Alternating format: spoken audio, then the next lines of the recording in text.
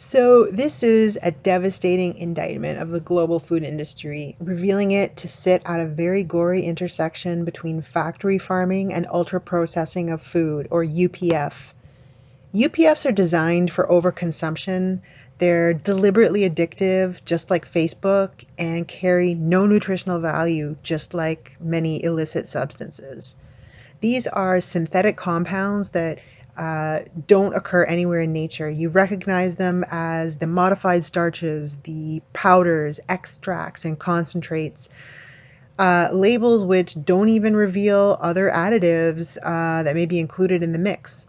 These are chemically modified simulations of real proteins, fats, and carbs. They all come from the same two root ingredients, corn and soy, and they're in there to increase shelf life and get you to buy more of it. And they do this by surreptitiously disrupting your endocrine signaling system.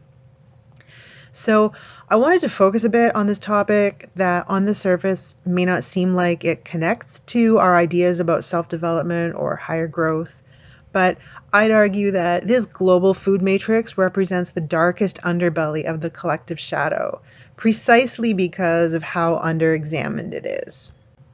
How much resistance to truth there is concerning global flows of food. So I do recommend reading this book, part 3 and chapter 17 especially. A couple sobering facts that I learned. There's actually no longer any meaningful regulation of food additives in the United States. They don't go through the FDA anymore, and companies themselves get to appoint their own scientists. And if they make a new glue and they want to add it to their cake to make it chewier, it's easy for them to claim it's safe.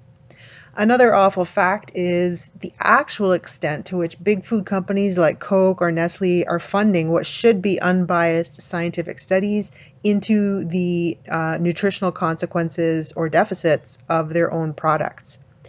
We didn't allow Philip Morris to do this with tobacco, but it's still happening in the food industry. Worse, many of the authors who claimed no conflict of interest were later shown to have had some. Now, I'm not saying this to say we can't trust anyone here, but for sure, we shouldn't all have to start our own farms just to be free from negligence around neurotoxins in the food supply. So this is obviously just scratching the surface, but I hope this encourages you to divest from some of these UPFs and to start taking a much closer look at it.